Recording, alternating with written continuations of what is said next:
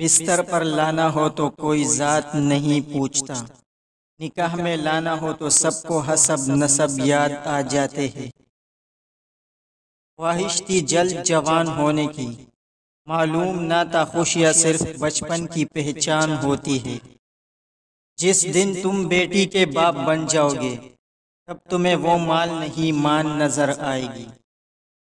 افسوس کی بات ہے، ہم اس معاشرے سے ہیں جس میں موبائل فون کھونے کا افسوس نماز کے کھو جانے سے زیادہ ہوتا ہے۔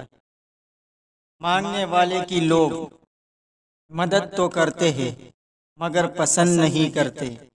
پسندیدگی ہمیشہ خودداری کو ملتی ہے۔ والدین دنیا میں سب سے بڑی نعمت ہے۔ ماں نہ ہو تو دل کو دلاسا دینے والا کوئی نہیں ہوتا، اور اگر باپ نہ ہو تو زندگی کی دوڑ میں اچھا مشورہ دینے والا کوئی نہیں ہوتا۔ انسان کتنا بھی بڑا ہو جائے، اپنی پسند کے لوگوں کے لیے جذبات بچوں جیسے ہی رکھتا ہے۔ منافق جب کسی کو گرانا چاہتا ہے تو اس کو دھکا نہیں بلکہ سہارا دیتا ہے۔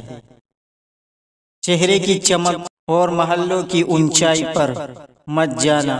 جس گھر میں ماں باپ اور بچے ہنستے نظر آئے، سمجھ جانا کہ وہ گھر امیروں کا ہے۔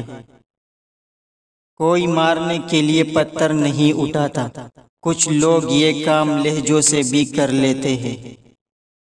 حرام کی کمائی اگرچہ شکلیں نہیں بگاڑتی، لیکن نسلیں ضرور بگاڑ دیتی ہے۔ بات تو صرف چاہت اور احساس کی ہوتی ہے، ورنہ دوست اور دشمن ایک ہی حرف سے شروع ہوتے ہیں۔ عورت کو عزت دینا اسے خوبصورت کہنے سے زیادہ بہتر ہے۔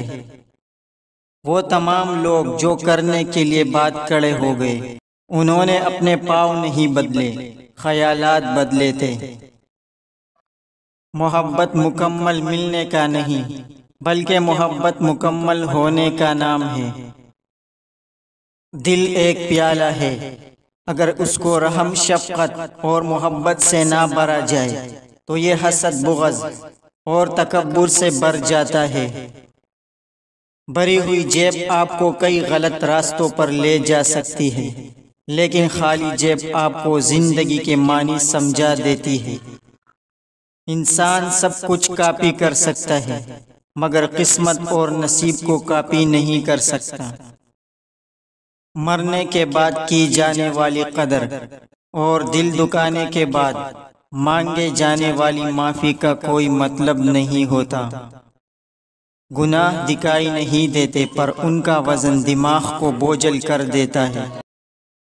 نماز بوجھ نہیں بلکہ تمہارے بوجھ کو ہلکا کرنے کا ذریعہ ہے۔ رب نے ہر انسان کو اس اختیار سے نوازا ہے کہ وہ خود چاہے تو خود کو بدل کر اپنی زندگی کو بدل سکتا ہے۔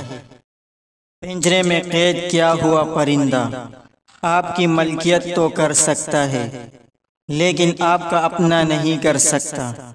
آپ کا اپنا وہی کر سکتا ہے جو آزاد فضاؤں میں اڑان بھرے اور آ کر آپ کی ہتھیلی پہ بیٹھ جائے۔ کبھی حالات کو اپنے مطابق ڈال لے اور کبھی کبھی حالات کے مطابق ڈل جایا کرے، یہی زندگی گزارنے کا بہترین اصول ہے۔ خوشیاں اگر پیسوں سے حاصل ہوتی تو یقین کرے کوئی غریب کا بچہ خوش نہ ہوتا۔ اچھا انسان مطلبی نہیں ہوتا، بس دور ہو جاتا ہے ان لوگوں سے جنہیں اس کی قدر نہیں ہوتی۔ پیسے اور وقت کے درمیان سب سے بڑا فرق یہ ہے کہ آپ ہمیشہ جانتے ہیں کہ آپ کے پاس کتنا پیسہ ہے، لیکن آپ کبھی نہیں جانتے کہ آپ کے پاس کتنا وقت ہے۔ ہمیشہ مخلص رہے۔